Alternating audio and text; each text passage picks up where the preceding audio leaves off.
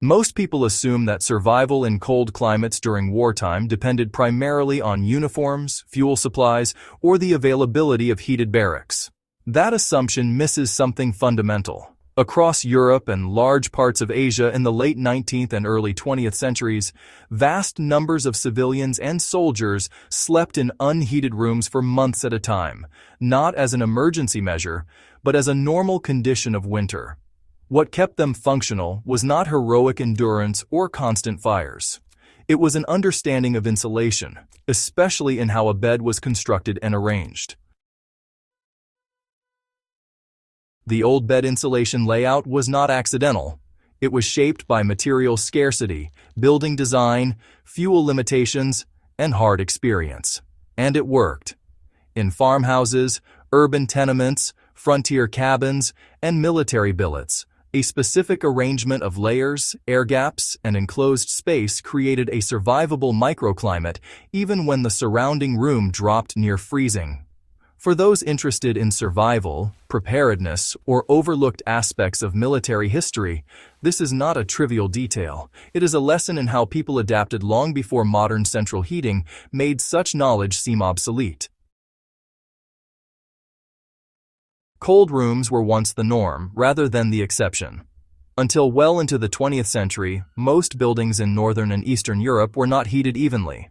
A single stove, often masonry, such as the Russian pech or the German Kachelofen, might warm one room effectively, but bedrooms were frequently left unheated overnight to conserve fuel. Even in cities like Berlin, Warsaw, or St. Petersburg, winter bedrooms could remain just above freezing. Military contexts were harsher. During the winters of the First World War and the Second World War, soldiers on the Eastern Front, whether serving under the banner of the Imperial Russian Army or later the Wehrmacht and the Red Army, often occupied civilian structures without reliable heating. Fuel shortages, damaged infrastructure, and logistical collapse meant that warming an entire structure was rarely possible. The focus shifted to warming the body during sleep. There's this common misconception that staying warm always meant keeping a fire burning all the time. But in reality, fire was actually pretty expensive. Wood had to be cut, then transported, and carefully rationed. Coal, on the other hand, was mostly prioritized for railways and industry. It just wasn't possible to keep homes heated through the night without interruption. So, instead of trying to heat all the air in a big, drafty space, people ended up insulating themselves within a much more confined system. The bed itself, interestingly enough, was engineered to act as a thermal barrier. If you look at how beds were built in colder regions, you'll notice a deliberate layering strategy. The base was usually a wooden frame, and it was raised off the floor. That elevation wasn't just for looks. Floors, especially if they were made of stone or packed earth, acted as cold sinks. By lifting the sleeper even a foot above the ground, they could actually reduce the amount of heat lost through convection. On top of that frame, there'd be a lattice, maybe rope, slats, or boards. Then, a thick mattress filled with straw, wool, horsehair, or feather down would be added as the first real insulating layer. Straw mattresses, which you'd find in rural homes and military billets, often get dismissed as primitive, but that's not really fair. Loosely packed straw actually traps a lot of air, and, well, trapped air is pretty much the core principle of insulation. Above the sleeper came multiple layers: linen sheets, wool blankets, and finally a heavy feather duvet or eiderdown quilt. In Central and Eastern Europe, feather duvets were widespread by the 19th century. Down, with its branching structure, traps air more efficiently than most natural materials. Even when the room was unheated, a well-maintained down duvet could retain body heat with remarkable effectiveness. But the most overlooked component was enclosure. Enclosing the sleeper created a microclimate within the room. In many traditional homes, beds were not freestanding in the middle of a room. They were positioned against interior walls, sometimes recessed into alcoves. In alpine regions and parts of Eastern Europe, built-in wooden bed boxes were common. These enclosed beds with sliding doors or heavy curtains dramatically reduced air movement around the sleeper. Even in simpler households without full enclosures, thick curtains hung from ceiling frames around the bed.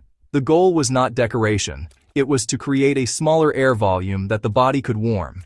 Once enclosed, body heat raised the temperature inside the bed space significantly above the ambient room temperature. This principle was not lost on armies. During winter campaigns, especially in rural Russia and Ukraine during the Second World War, occupying forces frequently utilized local bed designs rather than sleeping directly on cots in open rooms. Soldiers who removed curtains or dismantled enclosures for convenience often found themselves colder at night than civilians who retained them. The lesson is pretty straightforward. Insulating the body in a small, controlled air pocket is far more fuel efficient than attempting to heat an entire structure. Material science at that time was understood through experience rather than theory. Few 19th century farmers could explain thermal conductivity in scientific terms, but they understood through experience that wool retains warmth even when damp, that feathers outperform woven cotton in severe cold, and that compressed insulation loses effectiveness. Military quartermasters learned similar lessons under pressure.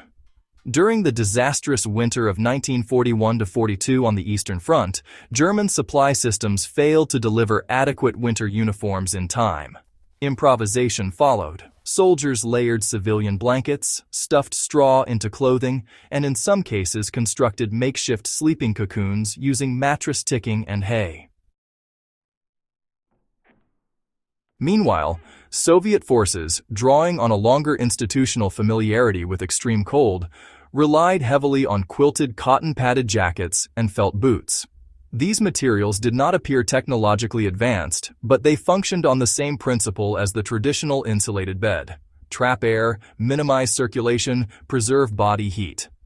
The old bed layout was essentially a stationary application of layered clothing logic: mattress below, insulation above, enclosure around, elevation from cold ground.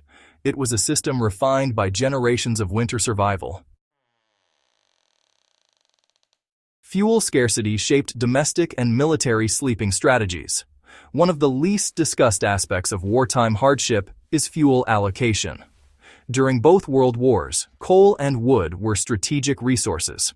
Railways, steel production, and munitions factories had priority. Civilian households faced rationing, and frontline units often burned whatever was locally available. In occupied territories, requisitioning fuel created tension between soldiers and civilians. Reports from villages across Eastern Europe describe families sleeping 2 or 3 to a bed under shared feather duvets to conserve heat, while occupying soldiers struggled in drafty rooms stripped of furniture for firewood. The shared bed was not merely cultural, it was thermally rational. Multiple bodies in a confined, insulated space generate more heat. In peasant households, children often slept together under one heavy quilt. In military barracks lacking adequate heating, soldiers did the same. This practice influenced later survival doctrine. Modern cold weather training emphasizes the efficiency of shared shelter and the conservation of body heat. The principle predates formal doctrine by centuries. Unheated rooms forced people to separate comfort from survival. Modern expectations equate warmth with room temperature. Historically, warmth was localized. A room could be cold enough for water to freeze at the edges of a basin, yet a properly arranged bed remained tolerable. This separation of ambient and personal climate had psychological implications. People did not expect comfort when moving about at night. They expected survival during sleep. The bed was a controlled environment, distinct from the surrounding space. During sieges and prolonged campaigns, such as the Siege of Leningrad, heating fuel became catastrophically scarce. Civilians dismantled furniture for firewood. Yet even then, bedding materials, mattresses, quilts, clothing, were guarded carefully. They represented a renewable insulation system. A stove without fuel is useless. A layered bed retains function as long as the occupant generates heat. The resilience of that system lay in its simplicity. It required no moving parts, no constant supply chain, only maintenance and dry storage. Moisture management was as important as insulation. One weakness of the old bed system was moisture. Breath, sweat, and damp clothing could degrade insulation over time. Historical households addressed this through routine airing. Feather duvets were hung outdoors on cold, dry days. Straw mattresses were opened and restuffed periodically. Windows were cracked briefly, even in winter, to exchange humid air. Armies that neglected moisture control paid the price. Wet bedding loses insulating capacity rapidly. Frostbite cases increased when soldiers slept in damp gear. Lessons from these failures informed later cold weather doctrine, emphasizing dry layers and regular airing of equipment. The traditional household practice of rotating and airing bedding was not a quaint ritual. It was maintenance of a critical survival asset. What this old layout teaches about preparedness today is that the old bed insulation layout demonstrates a principle often overshadowed by modern technology. Survival in cold environments depends more on managing heat loss than on generating large quantities of heat. Central heating, honestly, masks this reality. When power grids fail, as they occasionally do in modern crises, people rediscover it quickly. Raising the sleeping platform off the ground, layering high loft insulation above and below, enclosing the sleep space to reduce air circulation, and prioritizing dryness remain effective strategies. None require advanced equipment. All were practiced widely before electric heating became standard. For survival-minded viewers, this history offers practical clarity. It also offers perspective. Entire populations endured winters in unheated rooms, not because they were tougher in some abstract sense, but because they structured their living spaces intelligently. Military history often emphasizes strategy, firepower, and maneuver. Yet campaigns are sustained, or broken, by mundane systems: food, fuel, clothing, sleep. The failure to provide adequate winter preparation contributed directly to operational collapse on the Eastern Front. Conversely, forces that adapted to local insulating practices endured conditions that destroyed less prepared armies. The old insulated bed is a reminder that endurance is engineered long before crisis begins. Why these overlooked details deserve attention. When studying 20th century conflicts, it is tempting to focus on battles and leaders, but the capacity to sleep safely in freezing conditions determined whether soldiers could function the next day. It shaped morale, health, and operational readiness. Civilians, too, survived blockades, occupation, and infrastructure collapse through small, repeatable systems. The insulated bed was one of them. It required foresight, maintenance, and respect for material limits. Understanding these details restores agency to ordinary people in history. They were not passive victims of climate or war. They applied inherited knowledge to survive within severe constraints. Remembering how and why these systems worked matters. It grounds our understanding of past conflicts in lived reality. It sharpens our appreciation of logistics and preparedness. And it reminds us that resilience often depends less on dramatic innovation than on disciplined application of simple principles. If you value this kind of in-depth historical analysis, where overlooked systems and daily realities receive the attention they deserve, subscribe to Hidden in History. Share this video with others who appreciate serious, grounded exploration of the past. The details we recover are often the ones that mattered most.